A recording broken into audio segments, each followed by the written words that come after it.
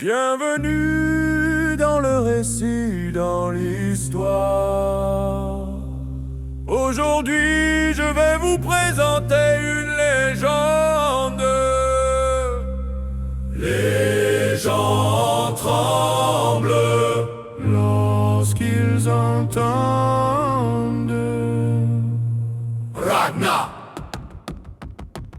Jeune père de famille habitant sur une ferme. C'est jamais la famine, car c'est en fois mille qu'il mettait ses efforts à terme. L'envie de découvrir le rongeait. Il rêvait de partir voir ce qui l'attendait. Alors c'est envers Floki qu'il se tournait pour construire les navires qui le mèneraient à son succès.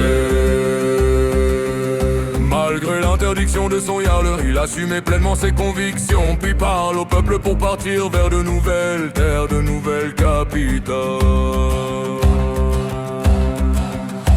C'est au travers des temps de pluie, des temps de guerre qu'il décide de prendre la mer. C'est au travers ces voies d'enfer qu'il part, et avec un mental de fer qui accoste son dracard.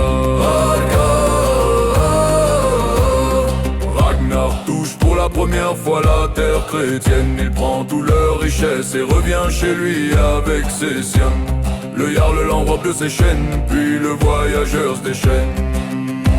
Fermier de demi-Jarl à un duel mortel. Maintenant le monde l'écoute quand il parle comme si c'était plus qu'un simple mortel. Il tua des rois en devenant un lui-même. Mais c'est en étant au contrôle qu'il découvre qui est vraiment l'humain. Rollo, son frère envieux, voulait sa couronne, même sa femme. Alors il le trahit, mais cet acte résonne jusqu'à l'intérieur de son âme. Le sang entre dans une bataille sans fin. Rollo, devenu chrétien, lui faisait mal, non pas de ses mains, mais au mental. Le roi s'affaiblit après d'innombrables exploits, du style conquérir le royaume de France en sauvant son peuple tous à la fois. Il se croyait même immortel du haut propos du devin, mais c'est qu'une âme mortelle, un simple homme qui peut succomber du venin. Il est plus capable du pouvoir, alors il délaisse son royaume. Les gens n'ont pas sombré malgré que leur roi tombe. Tu mourras lorsque l'aigle te verra, c'est ce que le devin lui a dit. Alors c'est volontairement que Ragnar se livre à l'ennemi.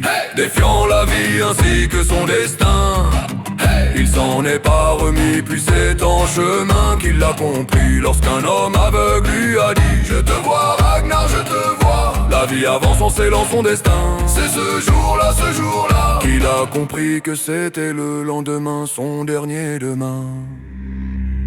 Humilié, enfermé dans une cage, suspendu en haut de la mort, il s'est affirmé, il ressentait toutes les divinités frôler son corps. Et c'est ainsi que la légende périt dans une cage remplie de serpents. Des centaines d'années après, on lit encore ses écrits. Il est peut-être mort et vaincu, mais il n'est pas perdant. King Ragnar, King Ragnar, King Ragnar.